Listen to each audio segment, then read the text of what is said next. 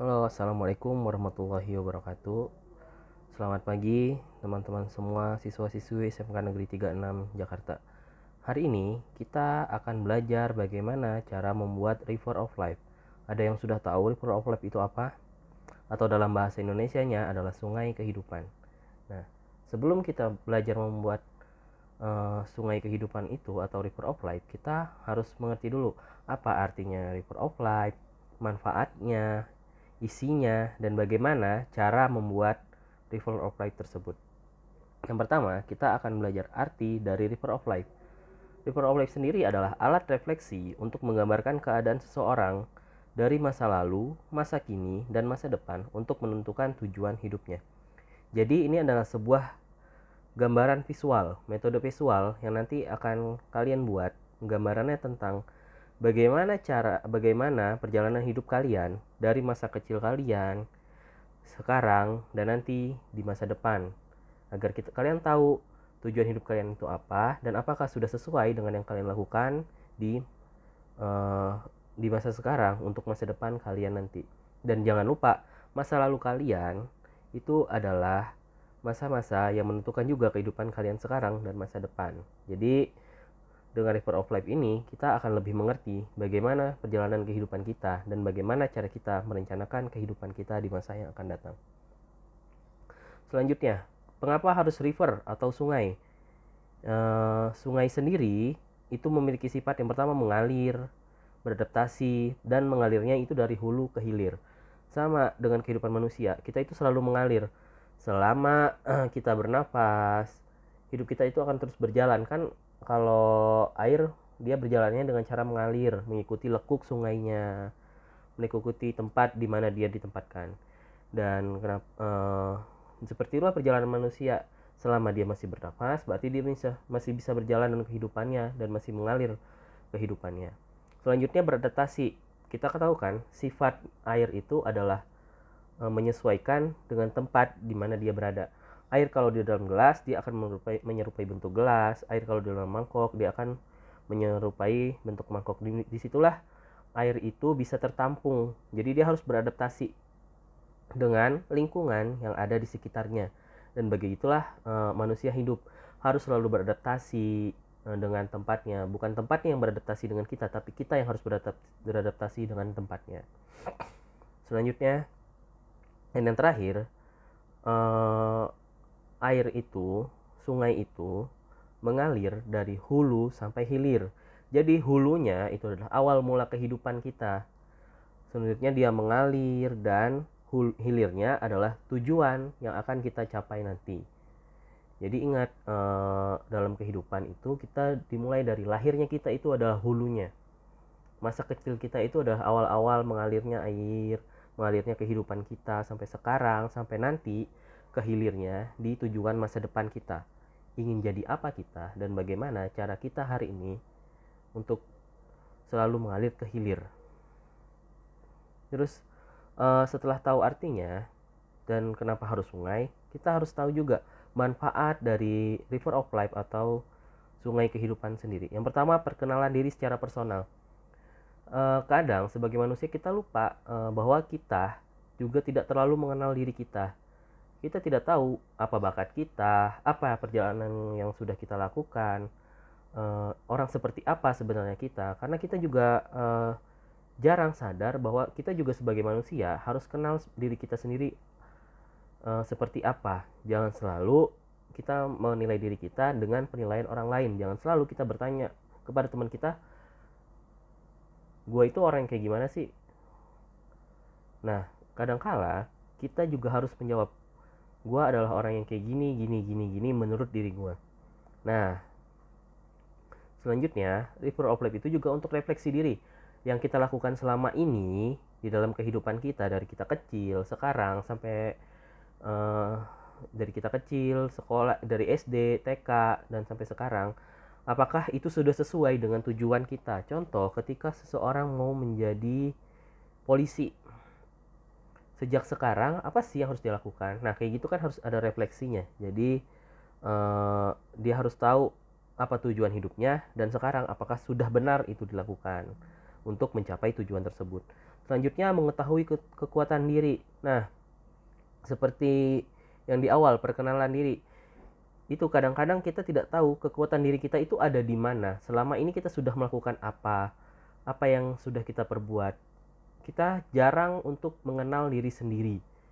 Kita lebih sering berusaha untuk mengenal orang lain agar diri kita sesuai dengan orang lain. Tapi ternyata kita itu harus tahu kekuatan kita itu apa, kelemahan kita itu apa, agar kita tahu bagaimana kita menyusun strategi untuk mencapai masa depan kita sesuai tujuan cita-cita kita di masa depan. Selanjutnya ada menggambarkan masalah. Nah gitu tadi, tahu kekuatannya, tahu kelemahannya, dan akan tahu juga masalah-masalah yang kedepannya akan kita temui untuk mencapai tujuan hidup kita. Dan kita juga tahu cara mencari solusinya kayak gimana dengan kekuatan-kekuatan yang kita punya. Terus di dalam River of Life kan kita akan menggambarkan sungai dan keadaan-keadaan di sekitaran sungai tersebut ya, dengan tentang kehidupan kita yang mengalir. Nanti akan ada contohnya di belakang, contoh River of Life yang akan nanti kalian gambar dan buat. Poin yang harus ada di dalam River of Life itu ada yang pertama, identitas diri. Kalian harus menggambarkan diri kalian itu kayak gimana. Siapa kalian, nama, di mana dilahirkan, dalam kondisi apa dilahirkan. Selanjutnya adalah perjalanan hidup. Sedari kecil, TK di mana, selama TK itu ngapain aja.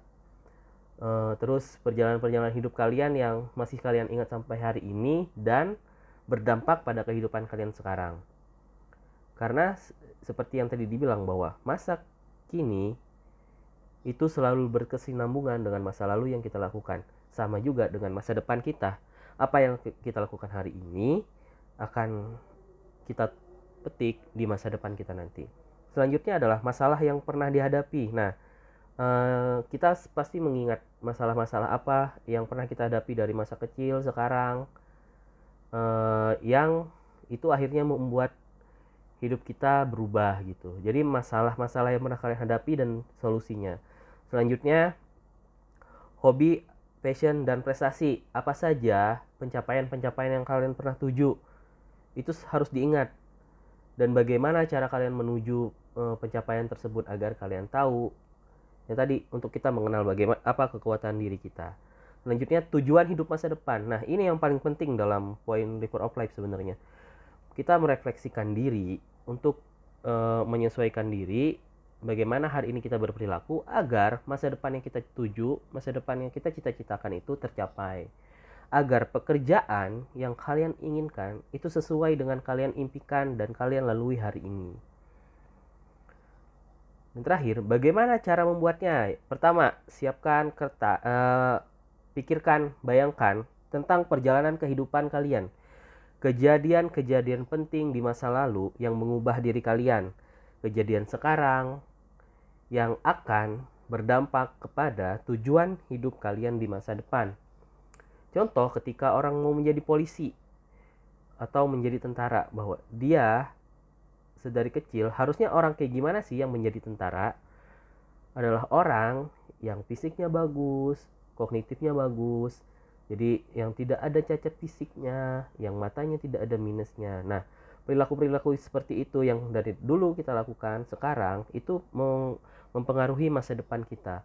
Contoh, bagaimana lagi seseorang yang cita-citanya atau tujuan hidupnya menjadi pengusaha, berarti dia harus mempunyai kepemimpinan yang tinggi. Sedari kecil dia sudah jadi ketua kelas, ketua OSIS, terus ketua Karang Taruna. Nah, itu kan berdampak pada masa depannya dia. Jadi dia sudah punya dasar-dasarnya bagaimana menjadi seorang pengusaha. Nah, setelah dibayangkan, buat list kejadian-kejadian itu di selembar kertas. Jadi kalian tulis nih, TK pernah menjadi pemimpin di kelas. Terus SD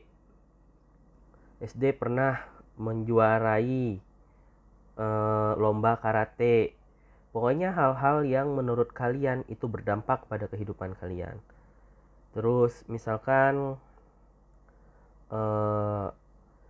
di TK pernah jatuh dari sepeda sehingga tangannya patah. Jadi kan itu bersambung bahwa kalau orang tangannya patah, eh, tangannya menjadi lemah, fisiknya jadi lemah, nggak bisa. Misalkan cita-citanya jadi tentara, oh ternyata tidak bisa. Yang kayak gitu tuh harus harus sangat-sangat dipertimbangkan.